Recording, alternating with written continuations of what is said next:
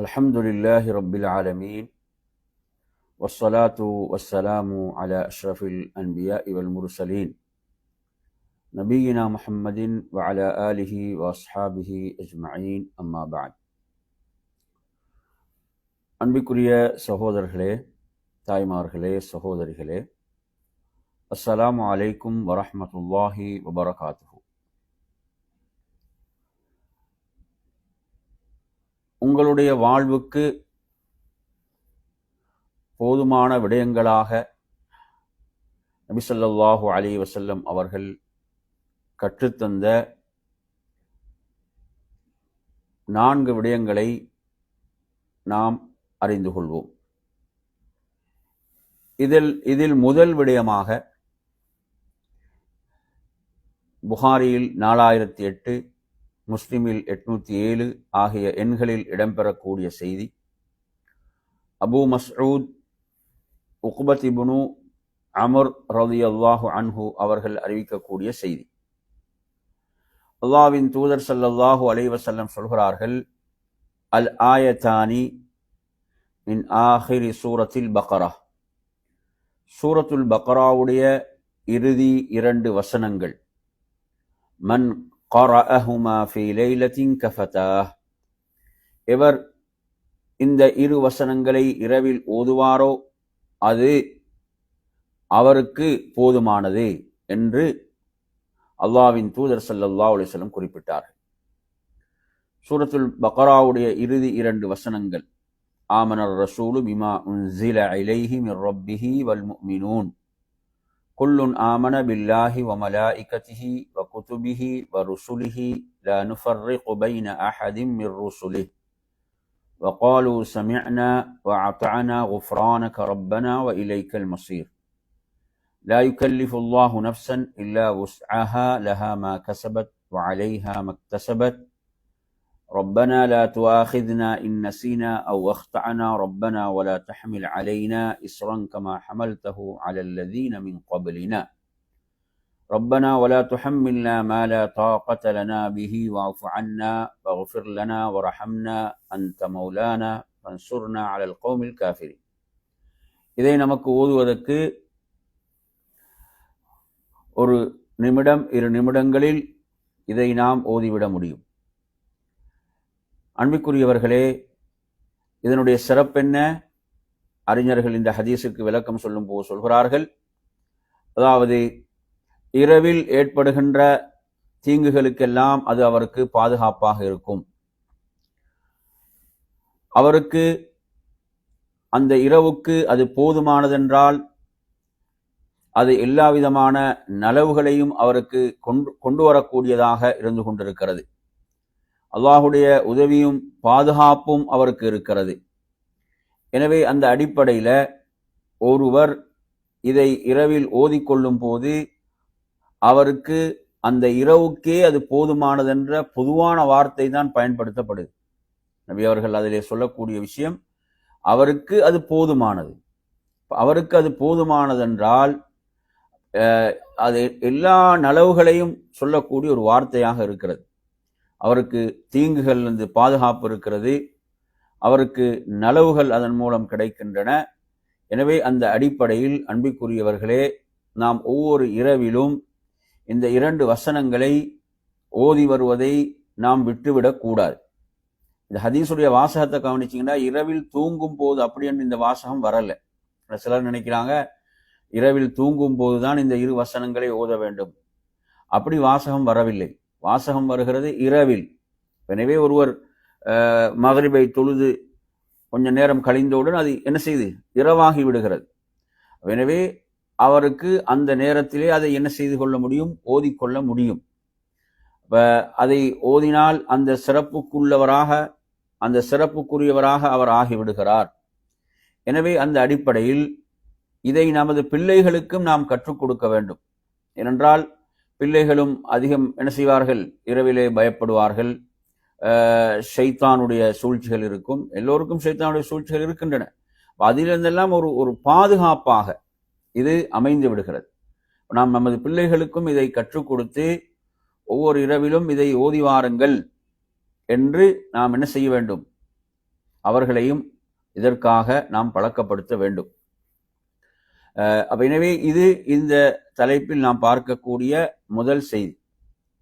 இரண்டாவது செய்தி, என் அருமையான சகோதரர்களே, அல்லாஹ்வின் தூதர் ஸல்லல்லாஹு அலைஹி வஸல்லம் அவர்கள் அப்துல்லா இப்னு ஹுபைப் ரலியல்லாஹு அன்ஹு அவர்களுக்கு சொல்கிறார்கள். இது அபூதாவுதுல 5082, திர்மிதியில 3572 ஆகிய எண்களில் வரக்கூடிய செய்தி. நசாயிலும் 5428. இந்த செய்தியில் நபி ஸல்லல்லாஹு அலைஹி வஸல்லம் அவர்கள் ஒவ்வொரு காலையிலும் மாலையிலும் இதை 3 முறை ஓதி வாருங்கள். குல் ஹுவல்லாஹு அஹத், குல் அஊது பிரப்பில் ஃபலக், குல் அஊது பிரப்பின் நாஸ் ஆகிய அத்தியாயங்கள். இந்த அத்தியாயங்களை காலையில் 3 முறை, மாலையில் 3 முறை ஓதி வாருங்கள். தக்ஃபீக மின் குல்லி ஷை, உங்களுடைய எல்லா விடயங்களுக்கும் அது போதுமானது என்று நபி ஸல்லல்லாஹு அலைஹி வஸல்லம் குறிப்பிட்டார். உங்களுடைய எல்லா விடயங்களுக்கும், அனைத்து விடயங்களுக்கும் போதுமானது. இதில் விளக்கம் சொல்லும் போது, உங்களை தீமைகளிலிருந்து, ஷர்ரிலிருந்து இது என்ன செய்யும்? பாதுகாக்கும். தீமைகளிலிருந்து, ஷர்ரிலிருந்து உங்களை பாதுகாக்கும். உங்களுடைய எல்லா காரியங்களுக்கும் அது போதும் என்றால் அதில் பரக்கத் இருக்கிறது. எனவே அந்த அடிப்படையில் அன்பிற்குரியவர்களே, இந்த 3 அத்தியாயங்களும் எவ்வளவு சிறப்புக்குரிய அத்தியாயங்கள் என்பதை நாம் இன்னும் பல ஹதீஸ்களின் மூலம் அறிந்து கொள்கிறோம். சூரத்துல் இஹ்லாஸ் குர்ஆனில் 3இல் 1க்கு நிகரானது. இதேபோன்று சூரத்துல் ஃபலக், சூரத்துல் நாஸ் ஆகிய அத்தியாயங்கள் கண்ணேரிலிருந்து ஒருவர் தன்னை பாதுகாத்துக் கொள்வதற்கு ஓதக்கூடிய அத்தியாயங்கள். இன்னும் பல சிறப்புகள் இந்த அத்தியாயங்களுக்கு இருக்கின்றன. எனவே அந்த அடிப்படையில் இதை ஒருவர் காலையில் 3 முறை ஓதிக்கொள்ளும் போது, மாலையில் 3 முறை ஓதிக்கொள்ளும் போது அவருடைய அனைத்து காரியங்களுக்கும் இது போதுமானது என்று நபி ஸல்லல்லாஹு அலைஹி வஸல்லம் குறிப்பிடுகிறார். எனவே அந்த அடிப்படையில் இதை நாம் என்ன செய்ய வேண்டும்? ஓதி வர வேண்டும். காலையில் 3 முறை, மாலையில் 3 முறை. குல் ஹுவல்லாஹு அஹத், குல் அஊது பிரப்பில் ஃபலக், குல் அஊது பிரப்பின் நாஸ் ஆகிய அத்தியாயங்களை. எனவே இதை நபி ஸல்லல்லாஹு அலைஹி வஸல்லம் அவர்கள் நமக்கு கற்றுத் தருகிறார்கள். இது உங்களுடைய எல்லா காரியங்களுக்கும் போதுமானது என்று குறிப்பிடுகிறார். அடுத்த அருமையான சகோதரர்களே, 3வது ஒரு விடயத்தை நாம் இதிலே பார்க்கலாம். இந்த செய்தி எங்கு இடம்பெறுகிறது அப்படின்னு பார்த்தீங்கன்னு சொன்னா, இது அஹ்மதுல 17390 என்ற எண்ணில் வருகிறது. திர்மிதியில 475வது எண்ணில் வரக்கூடிய செய்தி. அபு தர்தா ரலியல்லாஹு அன்ஹு இதை அறிவிக்கிறாங்க. அபூதர் அல் கிஃபாரி ரலியல்லாஹு அவர்களும் இந்த செய்தியை அறிவிக்கிறாங்க. இன்னொரு ரிவாயத்தில் உக்பத் இப்னு ஆமிர் ரலியல்லாஹு அவர்களும் இந்த செய்தியை அறிவிக்கிறார்கள். இந்த செய்தியில் அல்லாஹ் கூறுவதாக அல்லாஹுடைய தூதர் ஸல்லல்லாஹு அலைஹி வஸல்லம் சொல்கிறார்கள், ஆதமுடைய மகனே, இர்கஅலி 4 ரக்அத்தின் மின் அவ்வலின் நஹார். என்ன, முற்பகல் நேரத்தில், பகலுடைய ஆரம்பத்தில் எனக்காக 4 ரக்காத்தை தொழுவீராக. 4 ரக்காத்தை தொழுவீராக. அது உமது அந்த நாளுடைய இறுதி வரை அது போதுமானதாக இருக்கும். அதனுடைய இறுதி வரை அது உமக்கு போதுமானதாக இருக்கும் என்று அல்லாஹ் கூறுவதாக அல்லாஹ்வுடைய தூதர் ஸல்லல்லாஹு அலைஹி வஸல்லம் குறிப்பிட்டார்கள். எனவே இந்த ஹதீஸுக்கு நாம் விளக்கத்தை பார்க்கின்ற போது, ஒருவர் இஹ்லாஸாக அல்லாஹ்வுக்கு 4 ரக்காத்துகளை தொழும்போது, மின் அவ்வலின் நஹார் என்ற அந்த வாசகத்துக்கு சில அறிஞர்கள் இதற்கு விளக்கம் சொல்லும் போது, அதாவது இது துஹாவுடைய தொழுகையை இது குறிக்கும். இது துஹாவுடைய தொழுகையை குறிக்கும். எனவே ஒருவர் 2 ரக்காத்தாக என்ன செய்கிறார்? 4 ரக்காத் துஹாவை தொழுகின்றார். துஹாவுடைய தொழுகைக்கு இன்னும் பல சிறப்புகள் இருக்கின்றன. அதே போன்று இன்னொரு விளக்கம் இந்த ஹதீஸுக்கு அறிஞர்கள் சொல்லும் போது, இது ஃபஜ்ருடைய முன் சுன்னத்தையும் ஃபஜ்ரையும் இது குறிக்கும் என்ற ஒரு விளக்கத்தையும் சொல்றாங்க. இது பகலுடைய ஆரம்பம் என்று சொல்லும் போது துஹாவுடைய தொழுகைக்கு இது மிக பொருத்தமானதாக இது இருக்கிறது. எனவே அந்த அடிப்படையில் ஒருவர் 4 ரக்காத் துஹாவை தொழுது கொள்வது இருக்கிறதே, அது அவருக்கு அந்த நாளுக்கே போதுமானதாக இருக்கிறது. சுப்ஹானல்லாஹ். இதெல்லாம் ஒருவர் காலையில் செய்கின்ற போது எவ்வளவு பெரிய சிறப்பு அவருக்கு இருக்கிறது. அந்த நாளில் அவருக்கு பரக்கத்து இருக்கிறது, தீமைகளிலிருந்து ஷர்றுகளிலிருந்து அவருக்கு பாதுகாப்பு இருக்கிறது. எனவே அந்த அடிப்படையிலே இந்த செய்தி, துஹாவுடைய 4 ரக்காத்துகள், இரண்டு இரண்டாக, குறைஞ்ச துஹா 2 ரக்காத் ஒருவர் தொழுது கொள்ளலாம். ஆனால் இந்த செய்தியில் ஒருவர் 2 2ஆக 4 ரக்காத் தொழுது கொள்ளும் போது அந்த நாளுடைய இறுதி வரை அவருக்கு அது போதுமானதாக இருக்கிறது. அப்படின்னு சொன்னால் என்ன செய்யும்? அவரது கவலைகளை அது போக்கக்கூடியதாக, அதே போன்று அவரது ஏனைய காரியங்களுக்கெல்லாம் அது போதுமானதாக அது அமைந்துவிடும் என்பதைத்தான் இந்த செய்தி சொல்கிறது. 4வதாக என் அருமை சகோதரர்களே, இதில் ஒரு செய்தியை பார்க்கலாம். இந்த செய்தியை பொறுத்தவரையில் இந்த செய்தி யார் அறிவிக்கிறார்கள் அப்படின்னு பார்த்தீங்கன்னு சொன்னா, அதாவது உபை இப்னு கஅப் ரலியல்லாஹு அன்ஹு அவர்கள் வழியாகவும் இந்த செய்தி வருகிறது. இந்த செய்தியில் என்ன சொல்லப்படுகிறது? அல்லாஹுடைய தூதர் ஸல்லல்லாஹு அலைஹி வஸல்லம் அவங்க சொல்றாங்க, அல்லாஹுடைய தூதரின் மீது அதிகம் ஸலவாத்து சொல்வது, அல்லாஹுடைய தூதரின் பெயரால் அதிகம் ஸலவாத்து சொல்வது என்பதை பற்றி சொல்கின்ற ஒரு செய்தியாக இந்த செய்தி இருக்கிறது. இது திர்மிதியில 2457, அஹ்மதுல 20736, இன்னும் பல ஹதீஸ் கிரந்தங்களில் பதிவாக இருக்கக்கூடிய ஒரு செய்தி. இதை இமாம் முந்திரி ரஹிமஹுல்லாஹ் அவங்க இதை ஹசன் என்று இந்த செய்தியை பற்றி என்ன செய்யறாங்க, குறிப்பிடுகிறார்கள். அதே போன்று இமாம் ஹாஃபிஸ் இப்னு ஹஜர் ரஹிமஹுல்லாஹ் அவங்க இதை ஹசன் என்று சொல்லக்கூடிய ஒரு செய்தியாக பார்க்க முடியும். இவ்வாறு இந்த செய்தியில் நபி ஸல்லல்லாஹு அலைஹி வஸல்லம் அவர்கள் என்ன சொல்கிறார்கள் சொன்னால்,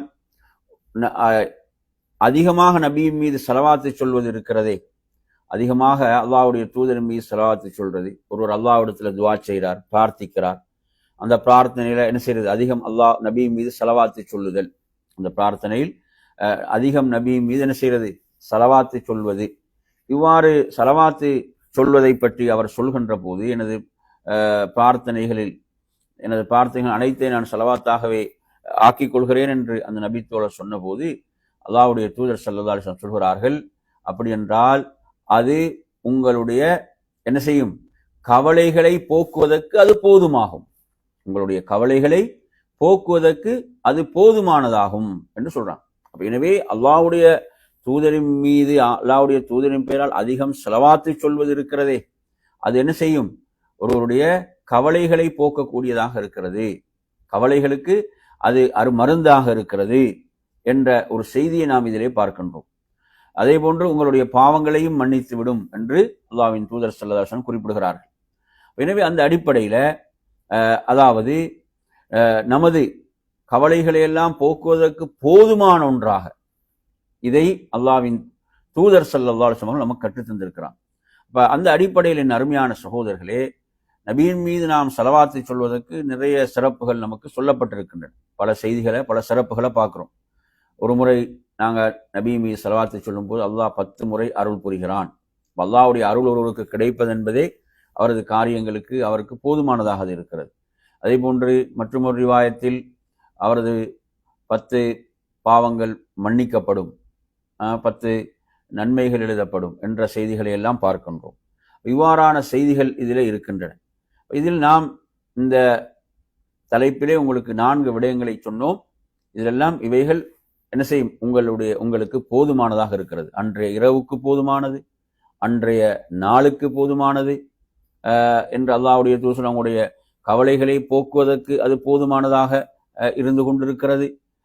இப்படி குறிப்பிட்ட விடயங்கள், இப்படி குறிப்பிடப்பட்ட செய்திகள். எனவே இவ்வாறான அமல்களில் நாம் அதிகம் கவனம் செலுத்துவது நமது வாழ்வில் பரக்கத்தை சேர்ப்பதற்கும் வளங்களை சேர்ப்பதற்கும் நமது காரியங்களுக்கெல்லாம் போதுமான விடயங்களாக இவைகள் அல்லாஹ்வின் தூதரின் மூலம் நமக்கு கற்றுத்தரப்பட்டிருக்கின்றன.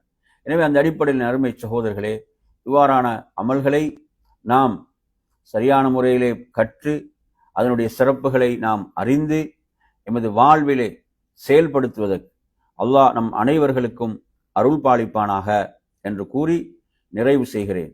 வஆகிரு தஅவானா அனில் ஹம்துலில்லாஹி ரப்பில் ஆலமீன். வஸ்ஸலாமு அலைக்கும் வரஹ்மத்துல்லாஹி வபரகாத்துஹு.